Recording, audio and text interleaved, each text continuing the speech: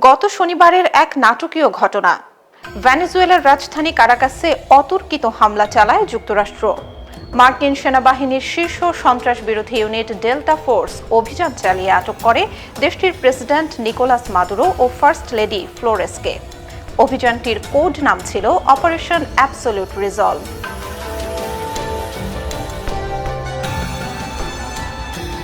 ওয়াশিংটনের দাবি, মাদুরো সরকার দীর্ঘদিন ধরে যুক্তরাষ্ট্রে মাদক পাচারের সঙ্গে জড়িত। ডোনাল্ড ট্রাম্প দ্বিতীয় মেয়াদে ক্ষমতায় ফেরার পর গত জানুয়ারি থেকেই এই অভিযোগকে সামনে রেখে মাদুরো সরকারের ওপর চাপ বাড়াতে থাকেন।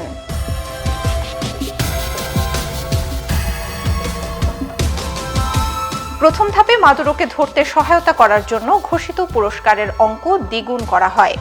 পরে ক্যারিবিয়ান সাগরে 15,000 সেনা এবং একাধিক বিমানবাহী রণতরী, গাইডেড মিসাইল ডেস্ট্রয়ার ও উভচর আক্রমণ জাহাজ মোতায়েন করে।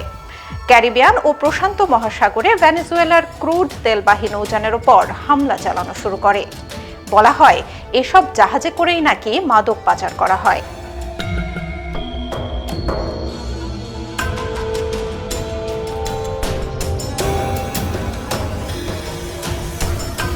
তবে প্রশ্ন উঠছে, এই মাদক সংক্রান্ত অভিযোগ কতটা বাস্তব, নাকি এর আড়ালে রয়েছে দীর্ঘদিন ধরে জমে থাকা ভূ রাজনৈতিক দ্বন্দ্ব।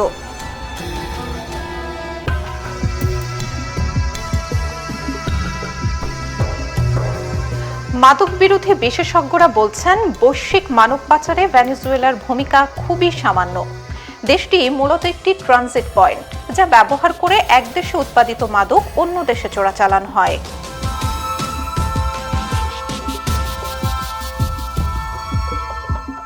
মার্কিন ড্রাগ এনফোর্সমেন্ট অ্যাডমিনিস্ট্রেশনের এক প্রতিবেদন অনুযায়ী ভেনেজুয়েলার প্রতিবেশী দেশ কলম্বিয়া বিশ্বের বৃহত্তম কোকেন উৎপাদক।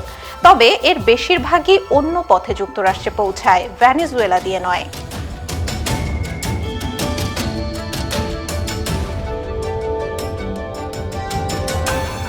আর ফেন্টালিন উৎপাদিত হয় মেক্সিকোতে এবং প্রায় একচেটিয়াভাবে যুক্তরাষ্ট্রে পৌঁছায় স্থলপথে দক্ষিণ সীমান্ত দিয়ে।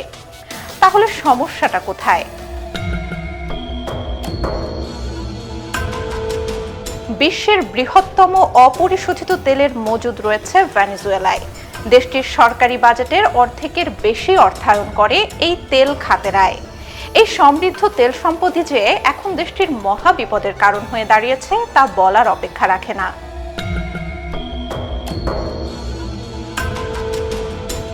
ভেনেজুয়েলায় 2018 সালের বিতর্কিত নির্বাচনের পর যুক্তরাষ্ট্র মাদুরোকে প্রেসিডেন্ট হিসেবে স্বীকৃতি দিতে চায়নি, বরং বিরোধী নেতা হুয়ান গুইদোকে অন্তর্বর্তীকালীন প্রেসিডেন্ট হিসেবে সমর্থন দেয়। দেশটির অর্থনীতির প্রাণকেন্দ্র তেল রপ্তানির উপর কঠোর নিষেধাজ্ঞা আরোপ করে, যার ফলে দেশটির সরকারের আয়ের প্রধান উৎস বন্ধ হয়ে যায়। মাদুরোকে আটকের পর ট্রাম্প জানায়, ভেনেজুয়েলায় ক্ষমতার শান্তিপূর্ণ রদবদল না হওয়া পর্যন্ত দেশটি চালাবে যুক্তরাষ্ট্র। পাশাপাশি তেল উৎপাদনের নিয়ন্ত্রণও থাকবে যুক্তরাষ্ট্রের হাতেই।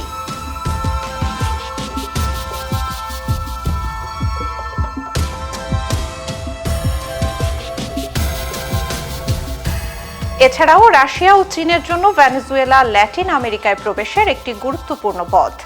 আমেরিকার আঙিনায় বসে এই পরাশক্তিগুলোর সামরিক ও অর্থনৈতিক উপস্থিতি যুক্তরাষ্ট্র কোনোভাবেই মেনে নিতে পারেনি।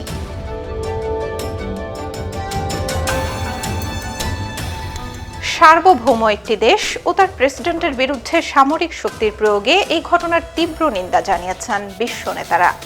এর সুদূর প্রসারী ফলাফল কি হবে তা হয়তো সময়ই বলে দেবে। তবে এটি নিশ্চিত, ল্যাটিন আমেরিকার রাজনীতিতে এর প্রভাব হবে ব্যাপক ও সুগভীর।